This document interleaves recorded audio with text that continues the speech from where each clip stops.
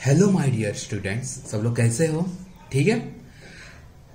Last जो lecture number 2 हुआ था, आई होप आपको उसके अंदर बहुत मजा आया रहेगा। वैसे सिमिलर मजा और इंटरेस्ट ये लेक्चर नंबर 3 में भी आने वाला है। ठीक है, चलो जो भी रिमेनिंग पार्ट है वो हम स्टार्ट करने जा रहे हैं बिना कोई टाइम पास किए हुए। ठीक है, इससे पहले वाले फर्स्ट लेक्चर में हमने जो भी बातें देखी थी वो सब मतलब बेसिक बातें थी, और हमने एक लॉ पढ़ा था। वो लॉ का नाम क्या था याद करो, डोबर्नियर ट्रायड्स। लेक्चर नंबर 2 में बच्चों हमने न्यूलैंड ऑक्टेव का लॉ पढ़ा। ओके, उसी के साथ साथ उसके मेरिट्स और डीमेरिट्स भी पढ़े। और जैसे मैंने आपको बोला था कि लेक्चर के एंड में आपको मैं एलिमेंट्स 1 से लेकर 20 जितने भी उसके एक बार रिवीजन कराऊंगा, वो भी हो गई। ठीक है, अभी जो आगे का पार्ट है, आगे का पार्ट हम स्टार्ट करते हैं। ठीक है, देखो सबसे पहले एलिमेंट को क्लासिफाइड करने के लिए कौन सा साइंटिस्ट आया था? डोबर्नियर ट्रायड्स। ओके, उसके कुछ क्या निकले? डीमेरिट्स निकले। ओके, और डीमेरिट्स को फुलफिल करने के लिए नेक्स्ट कौन सा साइंटिस्ट आया? कौन सा आया बोलो? न्यूलैंड। ओके, तो न्यूलैंड के भी कुछ क्या निकले? डीमेरिट्स निकले, कुछ ड्रॉबैक्स निकले। ओके, तो इसको भी फुलफिल करने के लिए एक सबसे ग्रेट साइंटिस्ट आए। उस साइंटिस्ट का नाम यहां पर लिखने जा रहा हूं। ओके, थर्ड साइंटिस्ट वो उनका नाम है दिमित्री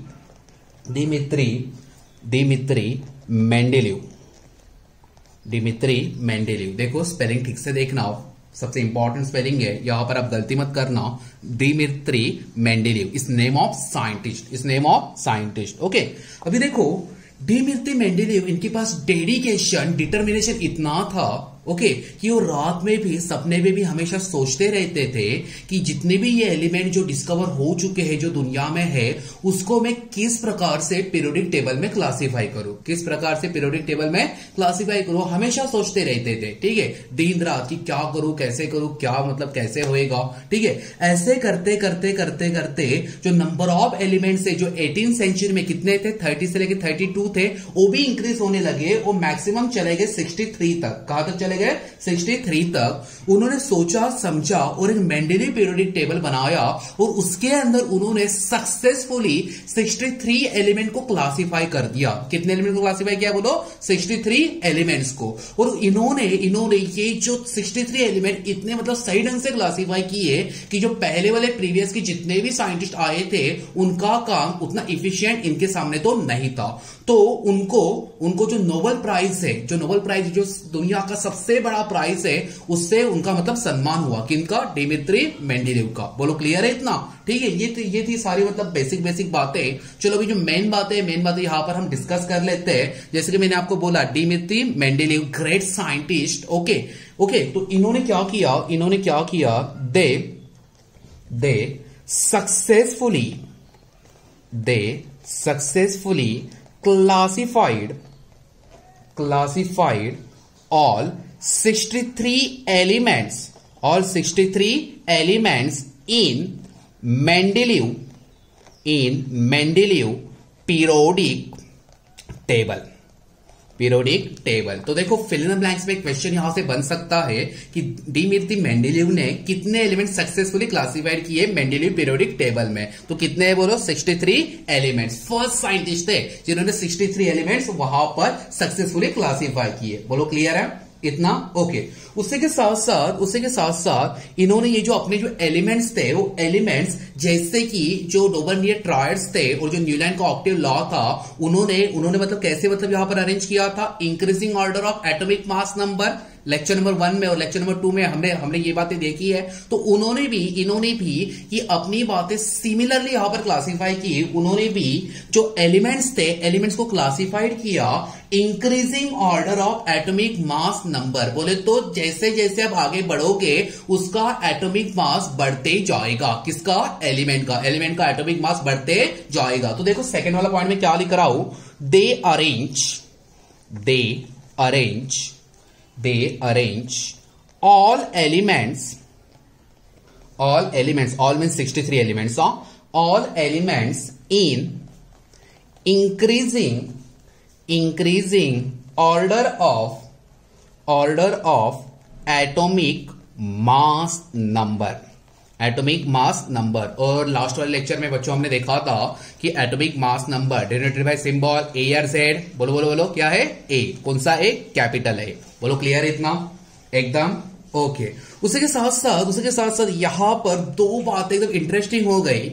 जैसे उन्होंने यहां पर जो भी मतलब अरेंजमेंट किया, 63 एलिमेंट को सक्सेसफुली क्लासिफाइड किया, तो एलिमेंट से कुछ ट्रायड्स बने। कुछ क्या बने? ट्रायड्स। ट्रायड्स का मीनिंग क्या होता है? तीन का क्या करना है? ग्रुप करना है। ग्रुप किसका करना है? एलिमेंट्स का। और वो तीन जो ग्रुप के जो एलिमेंट्स है उसकी फिजिकल एंड केमिकल प्रॉपर्टी क्या रहेगी? सेम। बोलो क्लियर है? उससे के साथ साथ कुछ वहां पर ऑक्टेव मिले। ऑक्टेव तो हमने लिखा था लेक्चर नंबर 2 में। ऑक्टेव का मीनिंग क्या होता है? एक पर्टिकुलर पीरियोडिसिटी, एक पर्टिकुलर टाइम इंटरवल के बाद वो एलिमेंट की फिजिकल एंड केमिकल प्रॉपर्टी क्या हो जाएगी? सेम। तो ऑक्टेव में पर्टिकुलर टाइम इंटरवल कितना था? 8 का था। बोलो हाँ या ना? हमने देखा था, याद है? सारे गा मा पा धा नि सा। याद आया कुछ? ओके, तो यही है। तो देखो कुछ एलिमेंट्स के ट्रायड्स बने और कुछ एलिमेंट का ऑक्टेव बना। ठीक है, तो यहां पर वो क्या शो कर रहे थे कि फिजिकल एंड केमिकल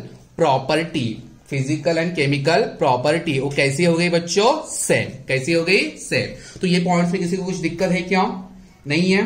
एकदम क्लियर। देखो फिर से एक बार मैं बताने जा रहा हूं। देखो ओके, जो थर्ड जो साइंटिस्ट आए, नाम क्या है उनका? Dmitri Mendeleev, great scientist. कौन सा प्राइज मिला था? नोबेल प्राइज, क्योंकि उन्होंने जो वर्क किया था वो उतना ही ग्रेट था। ओके, उसी के साथ साथ जैसे जैसे ईयर्स बढ़ते गए, नंबर ऑफ जो एलिमेंट्स है वो भी बढ़ते गए। ठीक है, तो उन्होंने उनके टाइम पे सक्सेसफुली 63 एलिमेंट क्या किए? क्लासीफाई किए। कितने एलिमेंट क्लासीफाई किए? बोलो एक बार। 63 एलिमेंट्स। और कहां पर किए? मेंडेलीव पीरियोडिक टेबल में। बोलो इतनी बात क्लियर है भाई? एकदम ओके।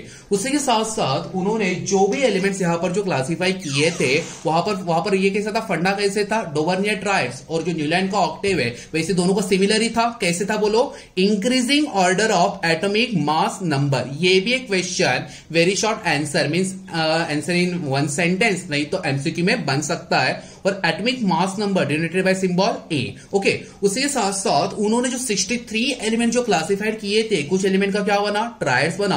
और कुछ एलिमेंट का क्या बना? ऑक्टेव बना। ओके, ट्रायड्स और ऑक्टेव का मीनिंग मैंने अभी भी आपको बताया। तो ये बेसिस के ऊपर कुछ एलिमेंट की फिजिकल एंड केमिकल प्रॉपर्टी क्या होगी बच्चों? सेम। बोलो क्लियर? एकदम। कोई दिक्कत वाली बात नहीं है? ओके, चलो देखो जैसे कि मैंने आपको बोला कि हर एक साइंटिस्ट का यहां पर क्या है? कुछ मेरिट है और कुछ क्या है? डीमेरिट है। ओके, तो वैसे ही दिमित्री मेंडेलीव के भी कुछ मेरिट्स है और कुछ डीमेरिट्स है। ठीक है, तो फर्स्ट मेरिट आप बोल सकते हो कि सक्सेसफुली क्लासिफाइड 63 एलिमेंट्स। ओके, यही तो उनका मतलब सक्सेस है मेरिट्स का। ओके, कि उन्होंने 63 एलिमेंट सक्सेसफुली क्या किए? क्लासिफाइड किए।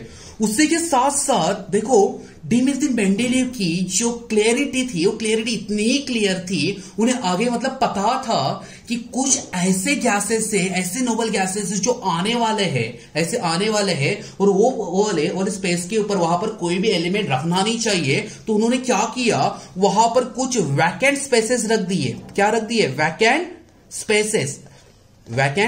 वैकेंट का मीनिंग होता है बच्चों एम्प्टी।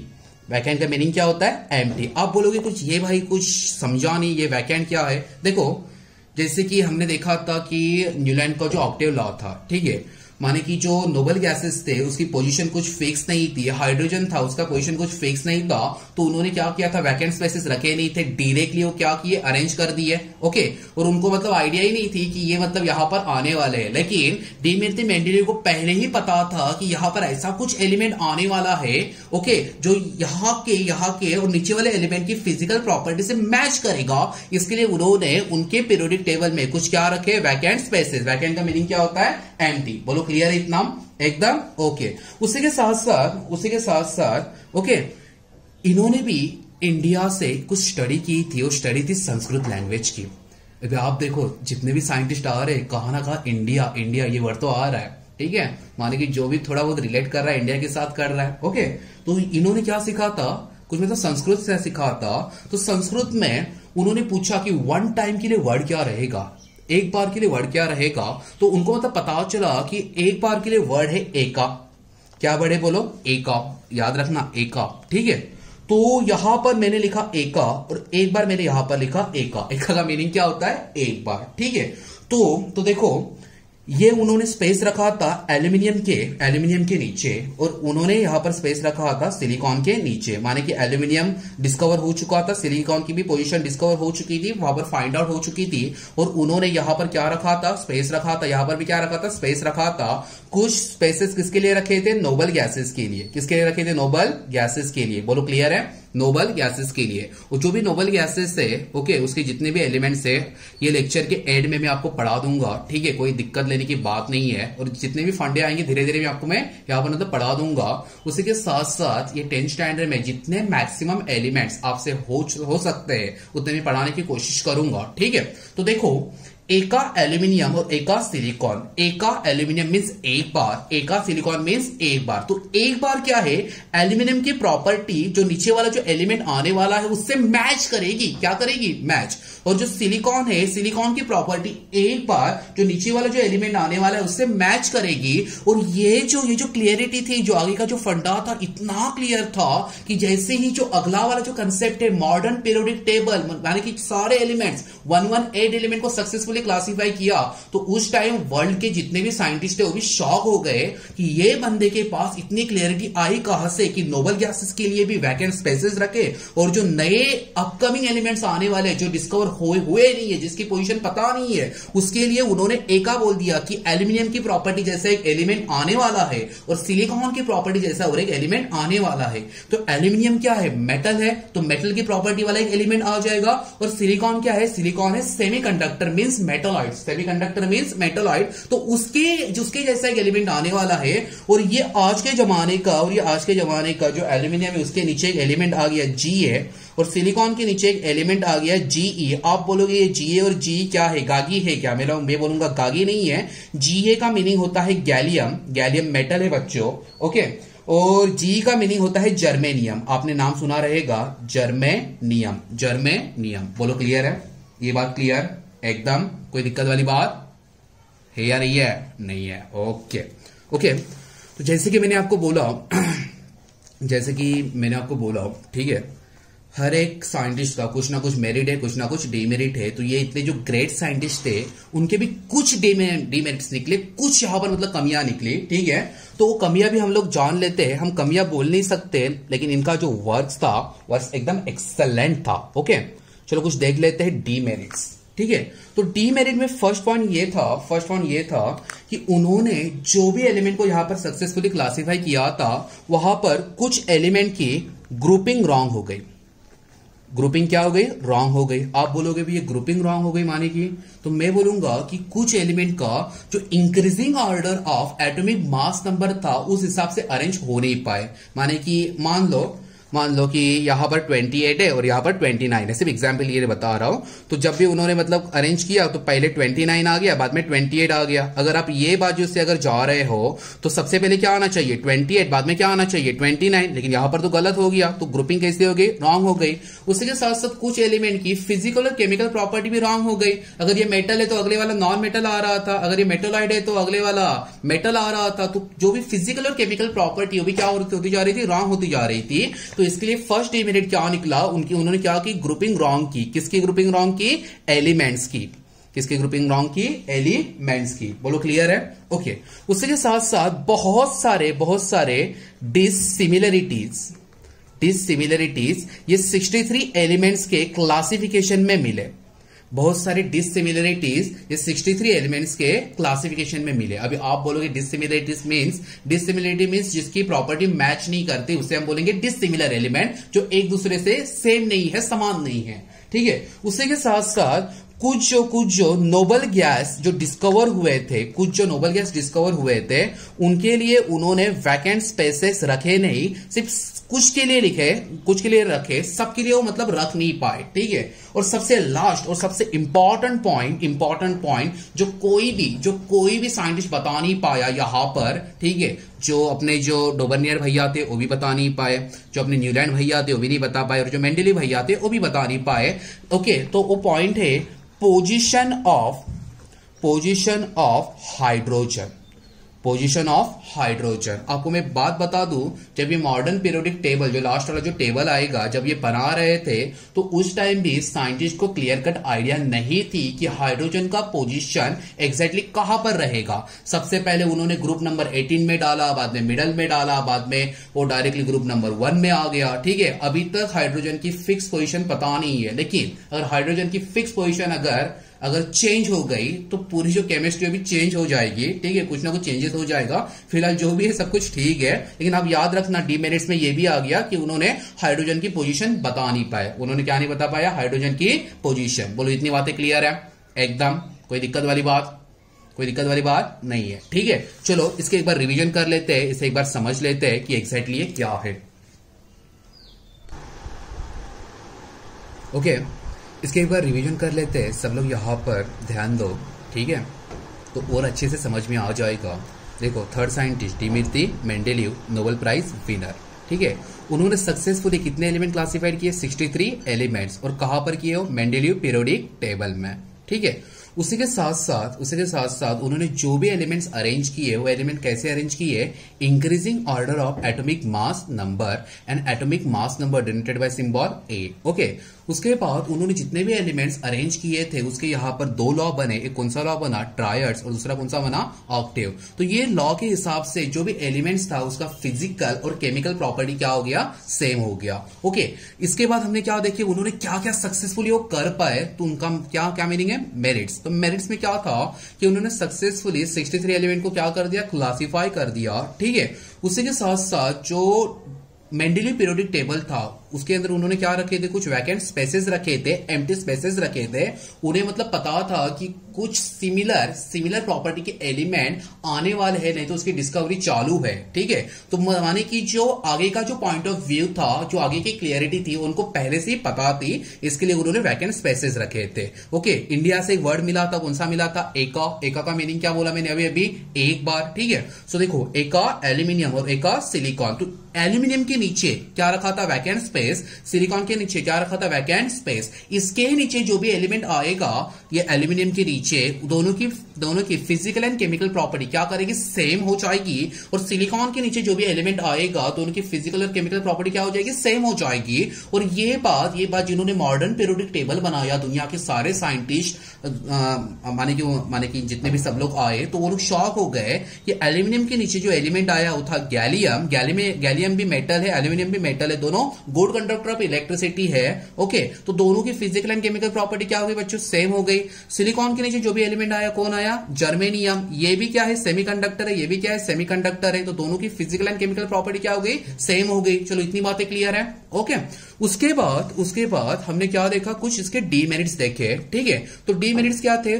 फर्स्ट, कि जो ग्रुपिंग हुई एलिमेंट्स की क्या हो गई? रॉन्ग हो गई, माने कि कुछ प्रॉपर्टी क्या हो गई? चेंज हो गए। उसी के साथ साथ डिसिमिलरिटीज आ गई। डिसिमिलरिटी मींस उसकी फिजिकल केमिकल प्रॉपर्टी में कुछ ना कुछ मतलब डिस्टर्बेंसेस आ रहे थे, एटॉमिक मासेस में ऊपर नीचे हो रहा था, ये सारी बातें। उसी के साथ साथ नोबेल गैस के लिए कुछ के लिए उन्होंने वैकेंट स्पेसेस छोड़ दिए, लेकिन कुछ जो थे उसके लिए छोड़ नहीं पाए, तो ये भी मतलब डीमेरिट्स में चला गया। और सबसे important demerits, position of hydrogen. बोलो, क्लियर है एकदम? कोई दिक्कत वाली बात नहीं है? ठीक है, ये होने के बाद एक सबसे इंटेलिजेंट साइंटिस्ट का यहां पर मैं नाम लेना चाहूंगा। उनका नाम है हेनरिच मोसले। ठीक से स्पेलिंग लिखना। ठीक है, लास्ट ईयर एक ने यहां पर भोसले लिखा था, ये भोसले इसलिए कोई नहीं है, ये मोसले है, इंडियन साइंटिस्ट नहीं है। ओके, सो देखो, हेनरिच मोसले के बारे में आपको मैं 5 मिनट में कुछ मतलब बातें बता देता हूं, ठीक से सुन लेना। ठीक है, हेनरिच मोसले देखा जाए तो डिमित्री मेंडेलीव से भी बहुत इंटेलिजेंट साइंटिस्ट थे, लेकिन कुछ बातें हैं, वो बातें यहां पर मैं शेयर करना चाहता हूं। ठीक है, डिमित्री मेंडेलीव अपना काम कर रहे थे 63 एलिमेंट को सक्सेसफुली क्लासिफाइड करने का, और हेनरी मोसले भी वही काम कर रहे थे 63 एलिमेंट को सक्सेसफुली क्लासिफाई करने का। ठीक है, दोनों दिन रात मेहनत कर रहे थे, मेंडेलीव भी कर रहे थे और उसके साथ साथ जो मोसले है वो भी कर रहे थे। दिन रात मेहनत चालू थी कि कुछ भी करके कोई भी कंडीशन में हमें ये 63 एलिमेंट को क्लासिफाई करना है। ठीक है, दोनों ने काम स्टार्ट किया। तो हेनरी मोस्ले का जो विजन था, जो मतलब विजन था, वो मेंडेलीव से एकदम एकदम मतलब हटके था, टोटली मतलब चेंज था। तो इन्होंने क्या किया, मेंडेलीव से 5 दिन पहले सारे एलिमेंट को सक्सेसफुली क्लासिफाइड करके रख दिया। लेकिन कहां पर रखा, उनकी अलमारी में, ठीक है। और जब भी ये एलिमेंट जब सक्सेसफुली क्लासिफाई होते हैं तो उसके कुछ रिसर्च पेपर होते हैं, रिसर्च पेपर यूनिवर्सिटी को, नहीं तो जो पर्टिकुलर जो इंस्टीट्यूट है वहां पर सबमिट करने होते हैं, ठीक है। आप अभी ये बोलोगे ये कुछ बातें समझ में नहीं आ रही है, लेकिन ये धीरे धीरे बातें समझ में आ जाएगी, क्या रिसर्च पेपर है, क्या सबमिशन होता है। सिर्फ एक स्टोरी है, स्टोरी सुन लो, ठीक है। तो 5 दिन पहले हेनरी मोस्ले ने 63 एलिमेंट को सक्सेसफुली क्लासिफाई किया, ओके, और अपना जो कबाड़ था, जो अलमारी थी, उसके अंदर रख दिया, ठीक है। लेकिन मेंडेलीव ने उनके 5 दिन बाद सक्सेसफुली क्लासिफाई किया। जैसे ही क्लासिफाई किया, उन्होंने अपने रिसर्च पेपर जो यूनिवर्सिटी थी, जो पर्टिकुलर इंस्टीट्यूशन था, वहां पर भेज दिए। तो ये जो सक्सेसफुली 63 एलिमेंट को जो क्लासिफाइड करने का जो नाम था, वो नाम किनका हो गया, मेंडेलीव का। हेनरी मोस्ले की थ्योरी यहां पर क्या हो गई, पूरी की पूरी फेल हो गई। क्यों? क्योंकि हेनरी मोस्ले ने यहां पर आलसीगिरी की थी। तो आपको भी आलसीगिरी करनी नहीं है, ठीक है। क्वारंटाइन फेज है, ओके, छुट्टी है, बच्चों पढ़ाई करो, बहुत अच्छे से करना। जैसे इन्होंने गलती की, क्या हो गया, कुछ नहीं हुआ, इनका नाम हो नहीं पाया। आपको भी ऐसी गलती नहीं करनी है, आपको भी पढ़ना है, समझ में आ रहा है, ठीक है। तो इनकी तरह गलती मत करो। लेकिन बंदा इंटेलिजेंट है, रुकने वाला नहीं था। इन्होंने फिर से और कुछ मतलब डिस्कवरी स्टार्ट की। वो डिस्कवरी सक्सेसफुल हो पाई 1911 में। इन्होंने एक्सरे का आविष्कार कर दिया। एक्सरे का क्या कर दिया, आविष्कार कर दिया। आज जो आप एक्सरे जो खिंचवाते हो, ओके, वो एक्सरे का जो भी मतलब मॉडिफिकेशन है, जो मैकेनिज्म है, जो भी इसकी जो डिस्कवर है, वो कौन है, हेनरी मोस्ले। तो ये भी एक question fill in the blanks में बनता है कि एक्सरे का इन्वेंशन कब हुआ, 1911। किसने किया, हेनरी मोस्ले ने। बोलो क्लियर है एकदम, ओके। और एक सबसे इंपॉर्टेंट बात, फर्स्ट तो हो गया। फर्स्ट मैंने आपको क्या बात बताई कि सबसे पहले क्लासिफिकेशन किया था, लेकिन आलसगिरी की वजह से वो रह गए। लेकिन बंदा रुकने वाला नहीं था, इंटेलिजेंट था। 1911 में एक्सरे का तो इन्वेंशन हो गया। और एक बात, उन्होंने मॉडर्न पीरियोडिक टेबल को दे दी। मॉडर्न पीरियोडिक टेबल मींस जहां पर 118 एलिमेंट सक्सेसफुली क्लासिफाइड है, वो बात उन्होंने दे दी कि पहले के जो 3 साइंटिस्ट आए थे, कौन बोलो, अपना डोबर्नियर ट्रायड्स, और उसके बाद अपना न्यूलैंड ऑक्टेव, और अभी डिमित्री मेंडेलीव। वो ये तीनों ने क्या बोला था, आपको जो एलिमेंट्स है, एलिमेंट्स को कैसे क्लासिफाई करना है, increasing order of atomic mass number. लेकिन अपने हेनरीज भैया ने क्या बोला, अभी आप अगर increasing order of atomic mass number से अगर पूरा मॉडर्न पीरियोडिक टेबल अगर वहां पर अगर अरेंज करोगे, तो कुछ एलिमेंट की डिसिमिलरिटीज आ जाएगी, वहां पर भी डीमेरिट्स निकल आएंगे।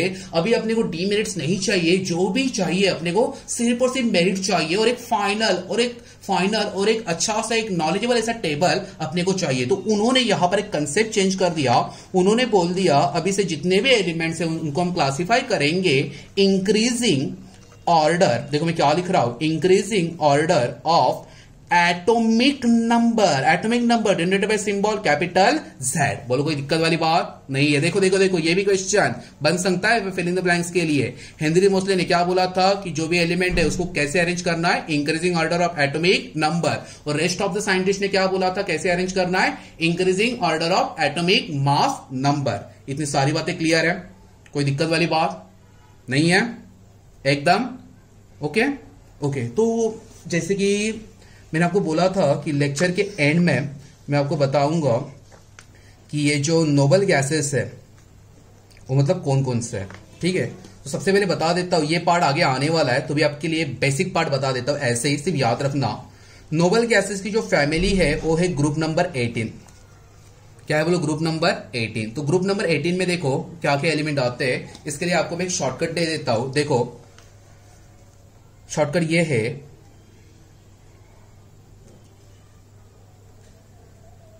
हीना, नीना और करीना के जेरोक्स रंगीन। देखो यहां पर लिखता हूं मैं साइड में, मराठी में, हिंदी में, जो भी समझना है समझ लो। हीना, नीना और करीना के जेरोक्स रंगीन। बॉयज बहुत खुश हुए रहेंगे हीना, नीना और करीना को सुन के। ज्यादा खुश होने की जरूरत नहीं है, सिर्फ पढ़ना है। देखो हीना, नीना हीना, नीना और करीना के जेरॉक्स रंगीन। चलो भाई इसे भी समझ लो, इसे भी समझ लो। ये हीना नीना क्या है?